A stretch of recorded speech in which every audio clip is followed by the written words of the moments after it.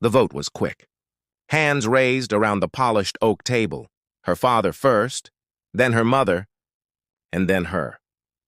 My wife's hand lingered in the air, fingers trembling.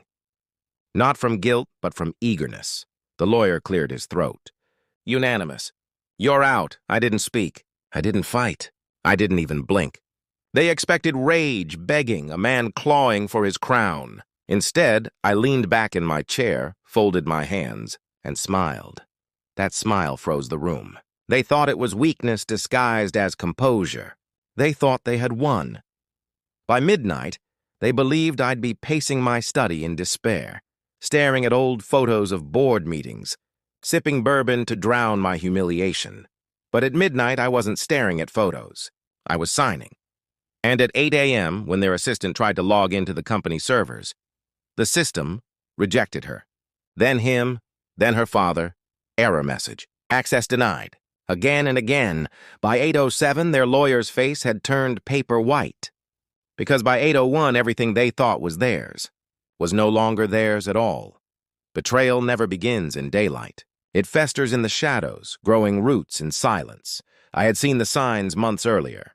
The hush dinners with her father when I wasn't invited. The misfiled financial documents that landed on my desk, missing a zero here, a line item there, the way my wife stopped meeting my eyes when I asked about strategy meetings. They wanted me gone, the man who built the company from nothing, the man who brought her family out of their crumbling estate, into power. But betrayal cuts deepest when it's not just business. It was the way she touched her father's wrist during board meetings, signaling him when to speak.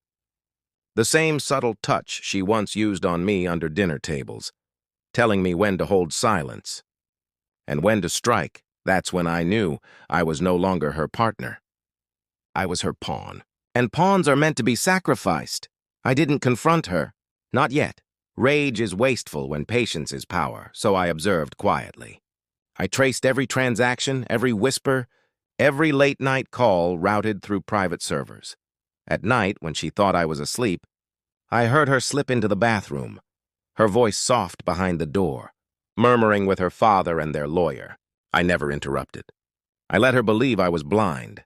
Meanwhile, I made calls of my own, not to friends, not to allies, but to enemies. Men her father had crossed, partners her mother had cheated, rivals they'd mocked in private rooms. I offered them what they craved most, access. Piece by piece, I moved my shares. Slowly, quietly. They thought I was distracted, unaware of the trap closing around me. But the trap was mine. So when the night of the vote arrived, I walked into that boardroom already knowing the outcome. Their hands would rise. The lawyer would declare it unanimous, and I would smile, because I already knew what would happen at 8 a.m. The lawyer was the first to understand. His hand trembled as he refreshed the server again.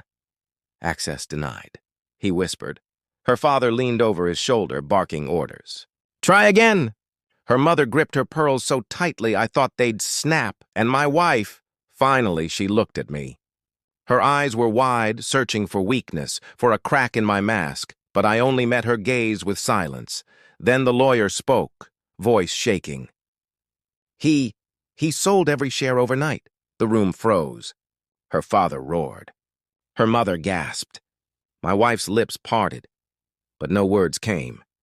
She had voted me out of the company I built, and I had sold it to their fiercest rival before they could touch it.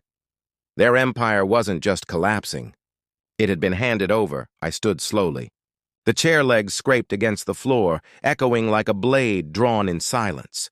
Her father lunged forward. You fool! You've destroyed everything! Her mother hissed. You'll regret this. But I only looked at my wife, the woman who had raised her hand against me without hesitation. I leaned in just enough for her to feel the words cut through the air. You never understood, did you? I didn't build the company for you, or for them. I built it because I could, and because I knew one day I might need to burn it down. Her face crumbled. Not in rage, not in fury, but in fear, because now she understood. I wasn't begging to stay in her empire. She was watching me walk away with the ashes. I didn't wait for their screams to fade. I didn't wait for their lawyers' excuses. I simply walked out of that boardroom, one steady step after another, my shoes striking the marble floor like a countdown. For years I had carried them, funded them, loved her, and for months I had watched their betrayal grow behind polite smiles. Now I carried nothing. Not rage, not grief, not love, only silence. Only freedom. The company was gone. The marriage was gone. The weight was gone. And as the elevator doors closed, I realized something sharp, something clean. They thought they had buried me. But I had buried them first, and when the doors opened again, I stepped into a world where their names no longer mattered.